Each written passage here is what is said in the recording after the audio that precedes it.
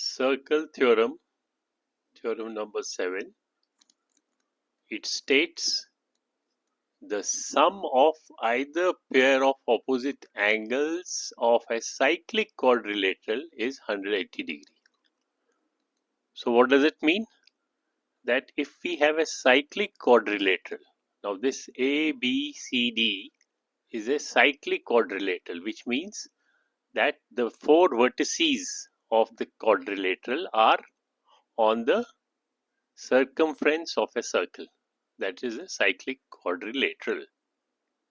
As per this theorem, the sum of opposite angles, so angle 1 and 3 are opposite, 2 and 4 are opposite, and their sum will be 180 degree.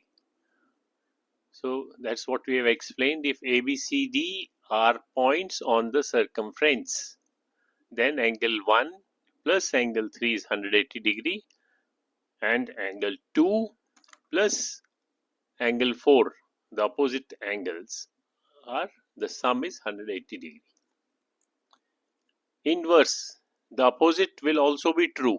The inverse theorem would be that if angle 1 plus angle 3 is 180 degree, or angle 2 plus angle 4 is 180 degree, then these 4 points or this quadrilateral will be a cyclic quadrilateral. So that is the inverse theorem. So in short, we will remember it as a cyclic quadrilateral sum of opposite angles. Let us see a interactive simulation. In this, we are having a cyclic quadrilateral CDEF. If you observe the opposite angles, angle C and angle E, when you add them, 104.6 degree plus 75.4, they become 180 degree.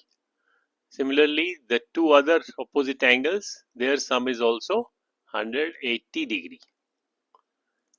Now, you can actually observe, if you change the vertex, any vertex, for example, if I shift the point E to point B or any other position, as long as the points, the vertices remain on the circumference, the sum of opposite angles will always be 180 degree.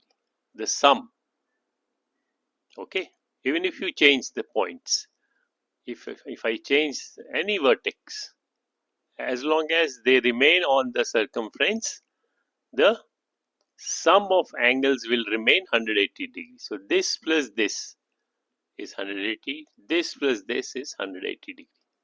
So this is theorem 7, which is the cyclic quadrilateral and which tells us about the sum of opposite angles.